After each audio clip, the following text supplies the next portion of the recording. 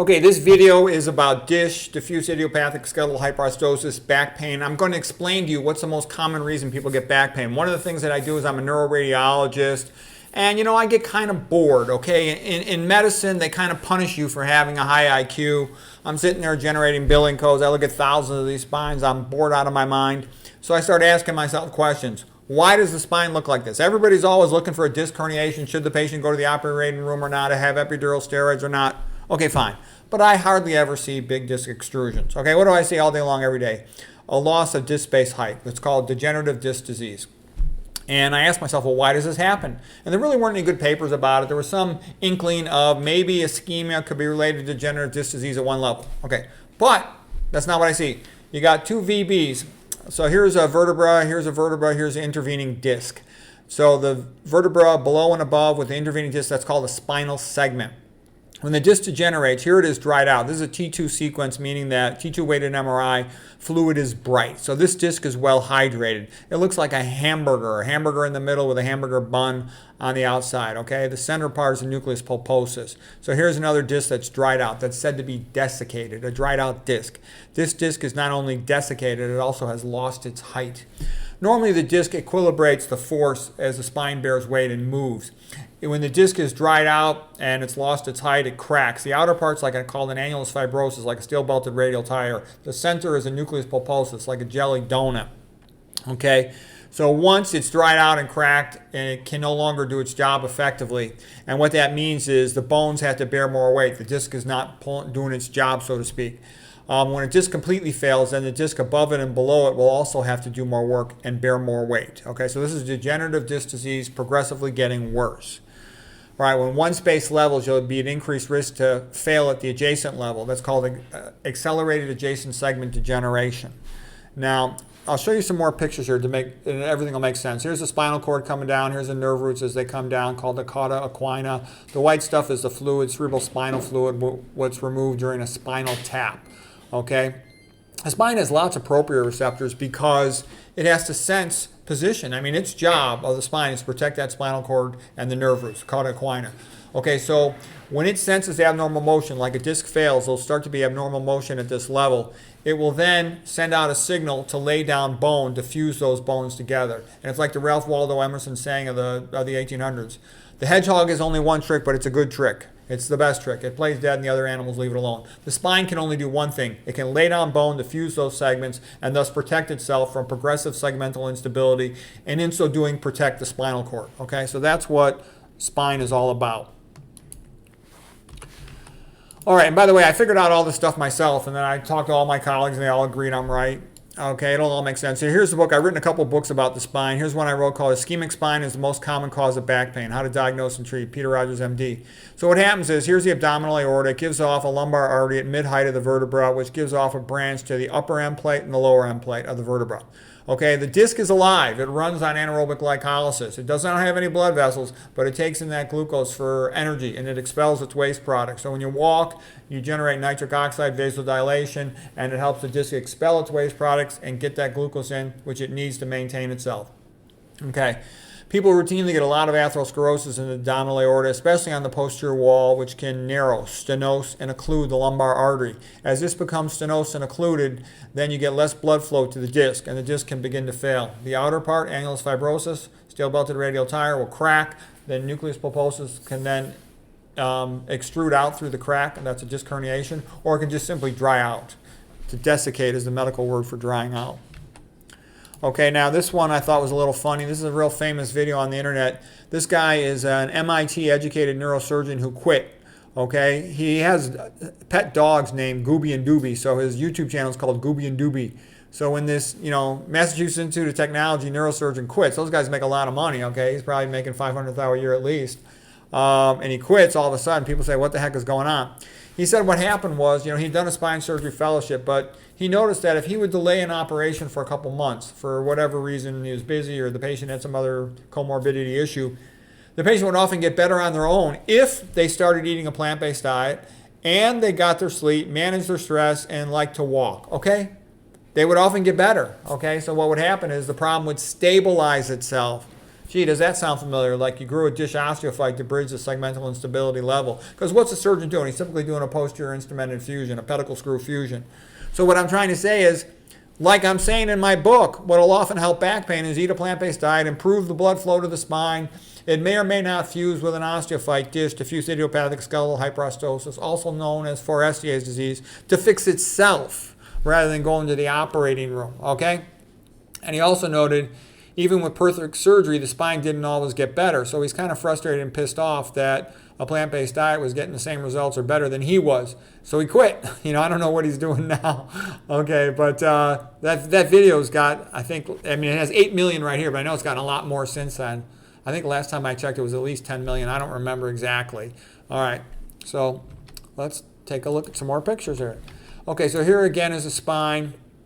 You know, you count from the sacrum, so the sacral segments are, you know, S1, 2, 3, 4 going down, and these are L5, I'm counting upward, L4, and L3. All right, so this is sort of the money area of the lumbar spine. The VB, the disc, and the VB below, that's called the spinal segment. Abnormal motion is called spinal segment instability, okay? All right, so when you make collagen, the ligaments of the spine that run in front of the spine and along the back wall of the vertebra, you need vitamin C. So here it is. Vitamin C is needed as a cofactor for the hydroxylase enzyme. Okay, that's pretty typical, vitamin C. So if you don't eat enough fruits, you might not have as much vitamin C as you want. You remember scurvy? They ate the limes, the limeys, the British sailors. Okay, so this is a normal looking disc. This is a disc with a crack in the posterior annular fibrosis called an annular fissure. We used to call them annular tear, but the annular tear word implied a traumatic event, and they don't like that, so because it can happen spontaneously, so now they call them annular fissures. Here's a nucleus pulposus, the center part like a jelly donut herniating through. That can cause a disc bulge, disc hernia at the same level. If it goes above and below the disc space, up and down, then that would be a disc extrusion. Okay, here's a degenerated disc there. There's flattened out with a loss of height. Okay, this is the upper end plate. This is the lower end plate. This is the center of the vertebra. Okay, now here shows, this is what I see all day long, every single day. Okay, you get these bridging osteophytes in the front of the vertebra and on the side of the vertebra to prevent segmental instability, abnormal motion, to protect that disc from failing worse and then from subsequent total failure and injury of the spinal cord or the nerve roots. You can also fail across the vertebral body. That's called interbody fusion. You can then ossify the posterior longitudinal ligament. There's a ligament that runs all along the posterior surface of the vertebrae called the posterior longitudinal ligament, PLL, posterior longitudinal ligament. Here it is. There's also a ligament on the front called the anterior longitudinal ligament. Anyways, the posterior surface of the disc space is attached to the posterior longitudinal ligament. And when you ossify that, it's called ossification of the posterior longitudinal ligament. Now, if you remember the old books back from when I was a resident in the 1990s, they would say ossification of the posterior longitudinal ligament, known as OPLL, is a very rare condition, more common in persons of Asian descent. Bullshit. I have very little respect for books, for conventional medicine textbooks, because they're wrong all the time. I sit there and I look at the films. What's in front of my face? I see OPLL all day long, every single day, on American Western patients, okay? You see it all day long, nonstop. All right, so this is a common thing. And I figured out the whole thing. I figured this out many years ago, and I wrote 2 books about it. What happens is you get segmental instability. The disc fails. The spine has to protect itself. It starts fusing primarily, most commonly, with dish anterior and lateral vertebral body bridging osteophytes, but it also fuses across the posterior aspect of the disc. It's the same thing in a different location. That's OPLL. And it'll fuse across the disc space itself. That's interbody fusion. And there's actually spinal elements here in the back. There's a yellow ligament called ligamentum flavum. Flavum means yellow, and that will become ossified. OLF, ossification of the ligamentum flavum.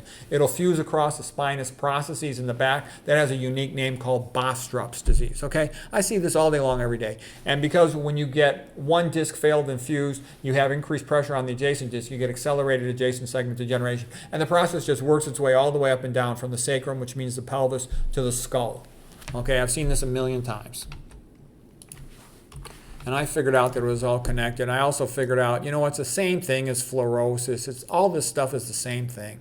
So here's just showing fluoride will also damage the collagen, and you end up with similar findings. These are anterior bridging osteophytes. They just have the spine facing this way. Okay, you get the same stuff in fluorosis. There's areas in India where there's high concentration of fluoride in the water, and they get this at a younger age. But Americans are drinking tap water with fluoride in it. And fluoride's rat poison, okay? Forget about this crap about it helping teeth. It's rat poison. It's put in your water to make you stupid and docile like most Americans are, okay? So here's one article about it. All right, so here's another picture of fluoride causing anterior vertebral body bridging osteoids, and here's the lateral bridging osteoids. All that stuff is DISH, diffuse idiopathic skeletal hyperostosis. And if you look carefully at these x-rays, you can see there's bridging ossification in the posterior aspect of the disc. You can see it partially here at this level. It looks like L4-5, this looks like L3-4, and that's OPLL, ossification of the posterior longitudinal ligament, okay? There's an entire book on skeletal fluorosis, talks all about this, plenty of papers on the subject, okay? With DISH, you'll sometimes get other ligament stuff. We're not going to get into all that. But here it is in the spine. Here's OPLL in the spine, ossification of the posterior longitudinal ligament. This in part is due to disc herniation right here. Dental fluorosis is sort of scarring of the teeth. We're not going to get into that. Okay, here's simple old DISH, diffuse idiopathic skeletal hyperostosis of the anterior vertebral body margin. I got a whole bunch of papers to show you, a bunch of real interesting stuff. I also noted, I read these graveyard studies in Europe, and the rich people, the aristocrats who ate a lot more meat, higher fat foods, they had a lot more DISH than the peasants, okay? What else do you get from high fat diets? You get more diabetes, so you can expect. You can just predict this stuff. It all goes together. They're going to have more diabetes. They're going to have more atherogenic diseases. They're going to have more hypertension. When you get diabetes, you get more advanced glycation end products, AGEs, advanced glycation end products. So you're going to get the same advanced glycation end products also to some of your collagen proteins, and that's going to stiffen your collagen, which is going to weaken those ligaments, okay? So diabetes is associated with increased risk of DISH, okay? Spinal degeneration and back pain. Okay, when you drink alcohol, that also has a damaging effect on collagen biosynthesis, so you're going to weaken the ligaments, you're going to get increased DISH. Okay, you get it? So basically these people, oh, they're so sad, I'm aging. Why am I aging so poorly? Well, it's because you're destroying yourself. Don't drink any alcohol. 0 is the correct amount of alcohol. Don't eat any meat. 0 is the correct amount. Don't drink tap water with fluoride in it. Get a reverse osmosis filter. That's why you want to do this stuff, because it's death by 1,000 cuts. These are slow poisons, okay? Okay, here's another paper. Caffeine. Caffeine also interferes with collagen synthesis, so it's damaging your spine. This is why I see this stuff every day, because the typical American person, they're hypertensive, they're diabetic or pre-diabetic, they're drinking some form of caffeine, okay? They're drinking tap water with the fluoride in it, and the tap water's also got, the processed food's also got glyphosate. Cigarette smoke damages collagen, okay? Here it is about collagen can fragment. It's damaged by cigarette smoking. Okay, here's another thing to know about glyphosate. When you look at collagen, it's wrapped as a triple helix, okay? 3 helices wrapped around each other. Every third residue is going to be a yellow thing right here. That is glycine. Glycine has the shortest amino acid side chain. It's just a hydrogen. You want a small side chain when you're going to wrap something tight into a triple helix. That way you can all fit it together, because it's got to be wrapped tight. You're often going to want glycines in enzyme active sites, so you'll have more room in the pocket where the substrates come in. But you need to know that glycine, every third residue. Remember, hydroxyproline required vitamin C, so lack of vitamin C messes up collagen synthesis. Well, glycine's a big deal now too. So what is glyphosate? It's the active ingredient in the Roundup herbicide. And it is thought from the articles by Senef et al. That what's happening is the glyphosate is like glycine phosphate, is substituting for the glycine in the collagen helices and disrupting them and weakening them. So that is going to contribute. You can predict that's going to contribute to weakening of collagen and thus weakening of the spine. Okay, so here's another article about fluoride damaging collagen. Here's another article about fluoride damaging collagen. Here's another paper about fluoride damaging collagen. I'm just trying to show you that, basically, what am I doing here? I'm just putting this all together because I read the papers, okay?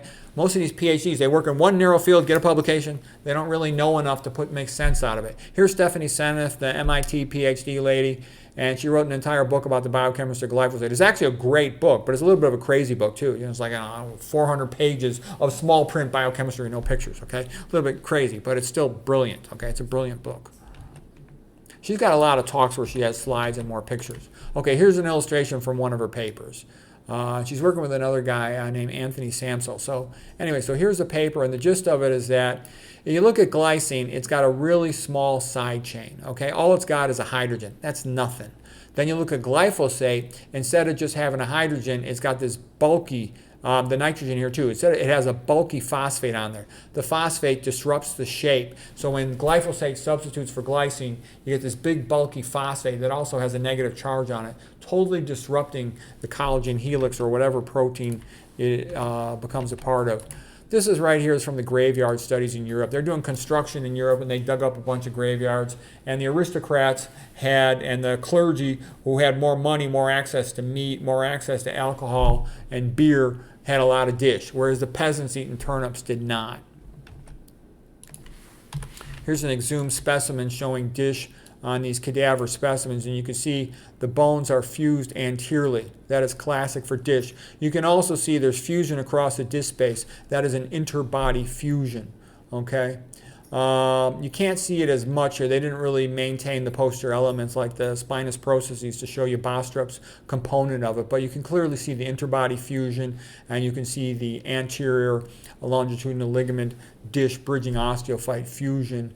We don't really have a good enough view to look for OPLL, perhaps in there, but we don't. It's not. They'd have to cut it in half sagittally in order for us to see OPLL.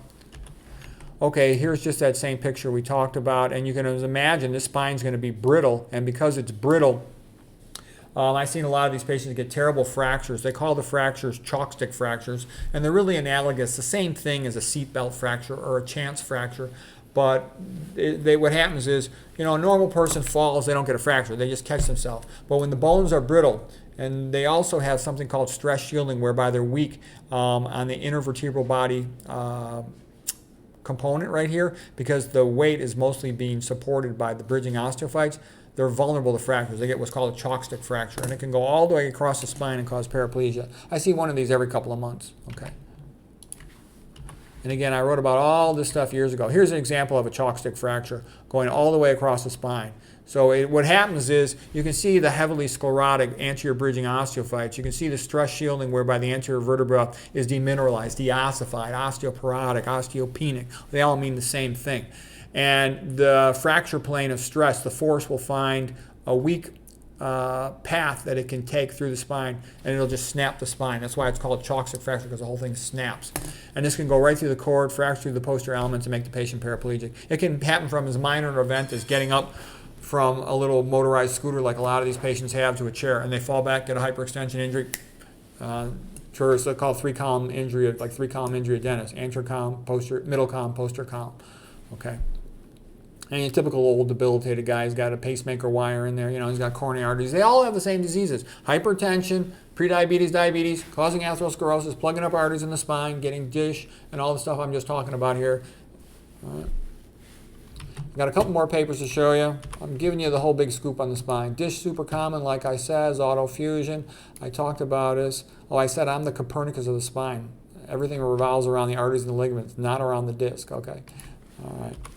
All right, just a couple more papers, just to sort of, I know I'm a little bit beating a dead horse, but I want you to see all the papers, see how this is all true and it all makes sense. Diffuse idiopathic skeletal hyperostosis, increased incidence of stroke. Of course it is in cardiovascular risk. It's going to be associated with heart attack, stroke, congestive heart failure, AFib, because they're all the same disease.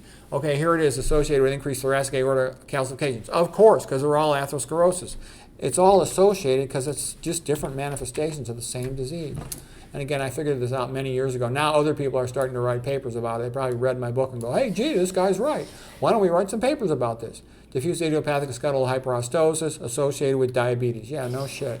Okay, associated with diabetes. Yes, thank you. Okay, here it is. 1,815 spine scans, and what do they say? Yes, it's associated strongly with obesity, diabetes, ischemic heart disease, and with aortic calcifications. Yes, because they're all kind of the same disease. Okay, here's one paper showing that causes decreased lung expansion. Part of expanding your lungs is your ribs have to move relative to the spine. You also get some ossification of the costrovertebral junctions, and this limits your ability to take a deep breath, so you're going to lower your pulmonary vital capacity, the ability to amount of oxygen you can inspire in a breath. Okay, here's another paper. Diffuse idiopathic skeletal hyperostosis, comorbidities. All right. Okay, associated with like what we were just talking about, same things, diabetes, ischemia. Okay, that's the end. And so I just wanted to make it clear that, so if you want to protect yourself from back pain, you do the same thing as you do to protect yourself from coronary artery disease, same thing you do to protect yourself from atrial fibrillation. Avoid all the bad stuff. Avoid the high fat. Avoid the high sodium. Avoid unnecessary things. Avoid animal protein. Avoid all the oils. Avoid the mitochondrial inhibitors. So the bad news is these things are super common. Patients are really sick. They're not doing well. They're not getting better. The good news is they can get better if they learn a little bit and change their behavior, if they're willing to. I figured out all this stuff. I'm happy to talk about it anytime. I wrote books about this many years ago. Okay, I hope you found that helpful.